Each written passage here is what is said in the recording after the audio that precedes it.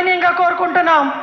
ఎందుకంటే ఈరోజు మనం చూస్తున్నాం, సామాజిక న్యాయం ఇస్తున్నారు జగనన్న, బడ్జెట్లో మహిళలకి సింహభాగం ఇస్తున్నారు, ప్రతి ఒక్క కులంని నడిపిస్తున్నారు. ఈరోజు చంద్రబాబు నాయుడు గారు చెప్తున్నారు సూపర్ 6 పథకంతో మళ్ళీ వస్తున్నాడంట. ఆ రోజు మనం అమ్మఒడి ఇస్తే ఏ నోటు అని చెప్పినాడు, రాష్ట్రం శ్రీలంక అవుతుంది అని. అదే నోరుతో ఆయన ఈరోజు చెప్తున్నాడు ఇంట్లో 3-4 ఉంటే కూడా అమ్మఒడి ఇస్తున్నాడని. మరి రాష్ట్రాన్ని ఎన్ని శ్రీలంకం చేస్తున్నాడు ఆయన అని ప్రతి ఒక్కరికి కూడా ఆయన సమాధానం ఇవ్వాలి అని ఆయన అడుగుతున్నాం. అదేవిధంగా ఆయన ఏదైతే సూపర్ 6 చెప్తున్నారో దానందరికీ అవన్నిటికీ కూడా ఆయన ఎక్కడి నుంచి అంత బడ్జెట్ కేటాయిస్తున్నాడో అని కూడా అందరికీ కూడా ఆయన సమాధానం చెప్పే అవసరం ఖచ్చితంగా ఉంది.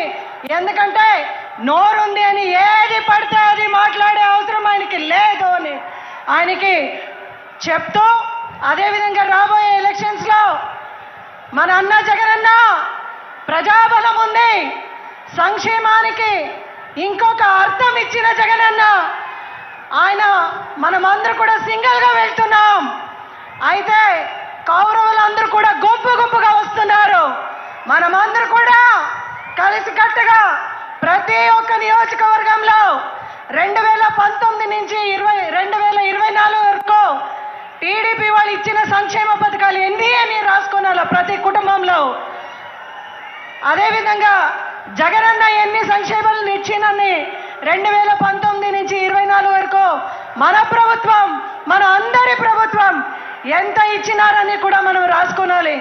రెండు కంపేర్ చేసి చూస్తే అక్కడే మన అందరికీ కూడా ఆన్సర్ ఉంది. Once more Jagananna, once more Jagananna. సంక్షేమ సామ్రాట్ జగన్మోహన్ రెడ్డి గారు ఇంకా కాసేపట్లో వస్తున్నారు.